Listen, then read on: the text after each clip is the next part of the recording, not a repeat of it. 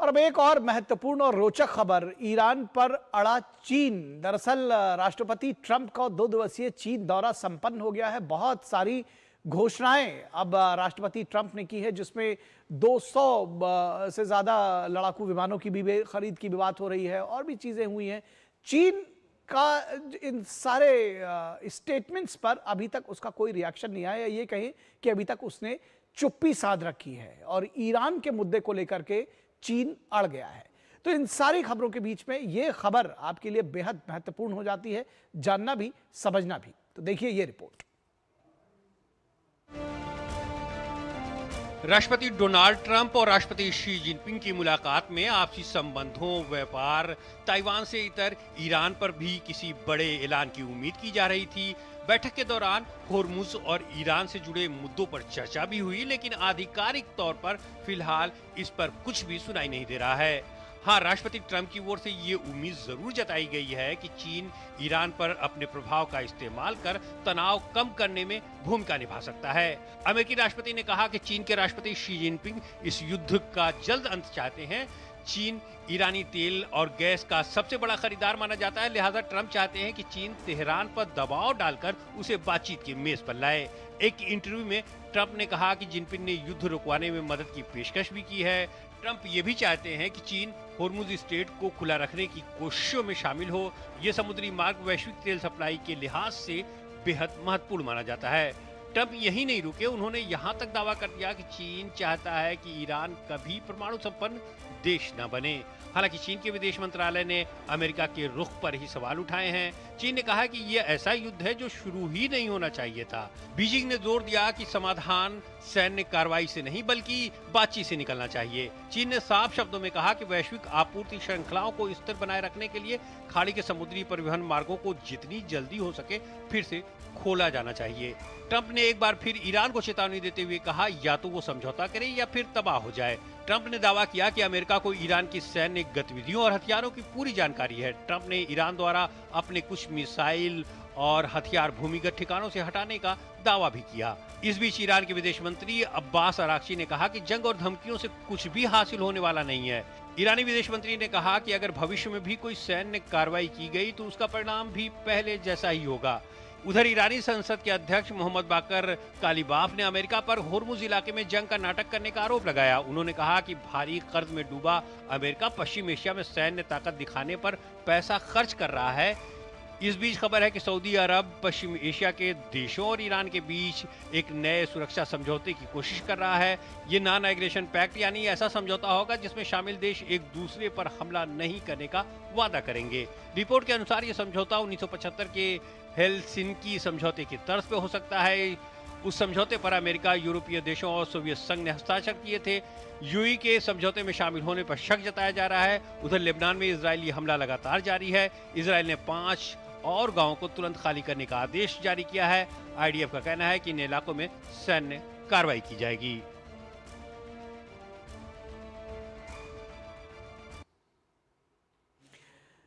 और इस पूरे मुद्दे पर बातचीत करने के लिए हमारे साथ अचल मल्होत्रा, सीनियर डिप्लोमेट जुड़े हुए हैं। एम्बेसडर मल्होत्रा, बहुत रोचक खबर भी है इस लिहाज से कि 200 विमान खरीदने का दावा कर रहे हैं डोनाल्ड ट्रंप। 2 दिन के अपने चीन के दौरे में कहा, सैकड़ों अरब डॉलर के निवेश की भी बात कही। उधर बीजिंग जो है उसको उसकी पुष्टि नहीं कर रहा है। ये पूरी खबर भी आपने देखी होगी। कैसे परिभाषित करेंगे, कैसे आकलन करेंगे बल्कि डोनाल्ड ट्रंप की इस यात्रा का? देखिए, अगर आप स्पेसिफिक स्टेटमेंट्स की बात लेकर चले तो ये डोनाल्ड ट्रंप का एक अपना स्टाइल है। वो जंप्स द गन, यानी वो अपनी तरफ से कुछ भी विजुअलाइज करके कुछ भी दावा कर देते हैं। हम्म। अगर उनकी बातों पे माने तो करोड़ों रुपए की, अरबों रुपए की उनकी डील हो गई है। हम्म। और बीजिंग ने प्रॉमिस किया है कि वो ईरान को कोई मिलिट्री इक्विपमेंट नहीं देगा।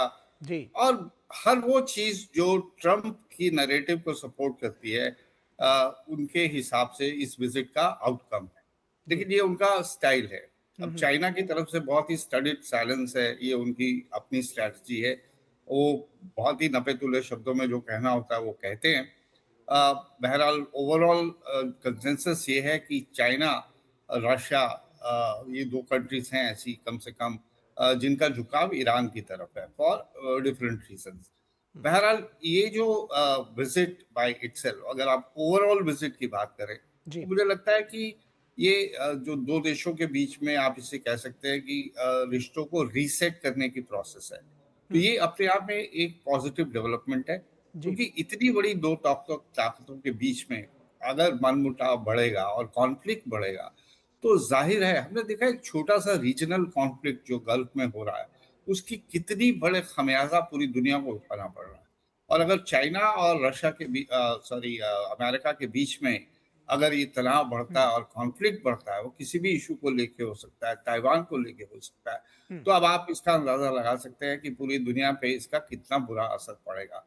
तो हम्म। उस लिहाज से अगर देखा जाए, अगर इसका कोई टेक अवे ना भी हो, जो मतलब हम्म। कॉन्क्रीट क्वांटिफाइबल जिसे हम कहते हैं, जी। टेक अवे ना भी हो, तो इन हम्म। दो नेताओं का एक साथ एक टेबल पे बैठ के मिल के बात करना तो हम्म। तनाव को कम करने की दिशा में है। और ये मुझे लगता है डोनाल्ड ट्रम्प काफी समय से, अब पर्टिकुलरली उनका जो टेन्योर है टर्म 2 में, वो चाइना को इंगेज करने में ज्यादा जोर दे रहे हैं। शुरू हम्म। शुरू में भड़के जरूर थे चाइना के ऊपर, हम्म। टैरिफ्स लगाए थे, हम्म। लेकिन अभी आप देखिए उन्होंने क्वाड क्वाड जो नॉर्मली लोग इसे परसीव करते हैं एंटी चाइना, हम्म। उसे लेकर जिसे खुद डोनाल्ड ट्रंप ने पिछले टर्म में इसको रिवाइटलाइज किया था, रिवाइव किया था, हम्म। अ, उसको लेके वो थोड़े से खामोश है। जी। और जिसके चलते हुए आप देख रहे हैं कि क्वाड की जो समिट होनी थी हमारे देश में, वो भी अभी फिलहाल बैक बर्नर पे चली गई है। तो जी। चाइना को इंगेज करना, उन दोनों के बीच में कॉन्फ्लिक्ट ना होना, हम्म। ये पूरी दुनिया के हित में है। लेकिन इसमें हमें ये देखना है कि ये दोनों मिलकर कोई ऐसी मिलीभगत नहीं करें जिसमें भारत के हितों को कोई नुकसान हो। जी। वो नहीं होना चाहिए, हम्म। और मुझे लगता नहीं है कि वैसा कुछ होगा, हम्म। क्योंकि इनका जो मेन दो मुद्दे हैं वो ट्रेड और ताइवान है। हम्म। तो ताइवान पे मुझे नहीं लगता कि अमेरिका कितना ज्यादा एग्रेसिव होएगा। और ट्रेड पे तो उनकी वो एम्फेसिस है ही है कि वो हम्म। बैलेंस करना चाहते हैं, जो चाइना की तरफ से जी। बहुत बड़ा जो ट्रेड डेफिसिट है उनको लेके, उसको किसी जी। ना किसी तरफ से सॉर्ट आउट करना चाहते हैं। जी। तो उस लिहाज से देखें तो इसको पॉजिटिवली मैं असेस करूंगा, जी। आउटकम को छोड़। जी। एक बात और मैं चाहूंगा कि थोड़ा जल्दी से आप बताएं कि ये जिस तरह से बार बार ट्रंप कहीं ना कहीं ये प्रेशर बनाते हुए, अगर मैं कहूं सीधे तौर पे कि उनका, या बल्कि ये कहें कि उनकी इच्छा है कि ईरान को समझाइश के जरिए वार्ता के टेबल पर लेकर के आए और चीज़ों को बेहतर बनाने की कोशिश करें। आपको लगता है कि ये चीन का इन्वॉल्वमेंट हो सकेगा? मतलब हालांकि भविष्य घर में, लेकिन ये जो ट्रैक लिया है अमेरिका ने, क्या चीन का इन्वॉल्वमेंट होगा? ये जो टेंशन है मिडिल ईस्ट की, पश्चिम एशिया की, वो थोड़ा ईज आउट होती हुई दिख रही है आपको? देखिए, अगर ये जो मिडिल ईस्ट का क्राइसिस है उसको रिजॉल्व करना है, तो मेरे अपना असेसमेंट ये है कि वो एक ही इंसान कर सकता है, वो डोनाल्ड ट्रंप खुद हैं। वो हम्म। बार बार अपनी बात पे नहीं पलटे हैं, अपने गोल पोस्ट नहीं चेंज कर रहे हैं।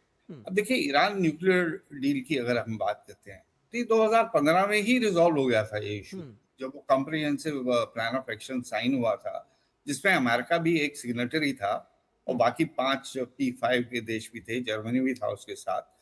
लेकिन डोनाल्ड ट्रंप ने आके उसको रिजेक्ट कर दिया।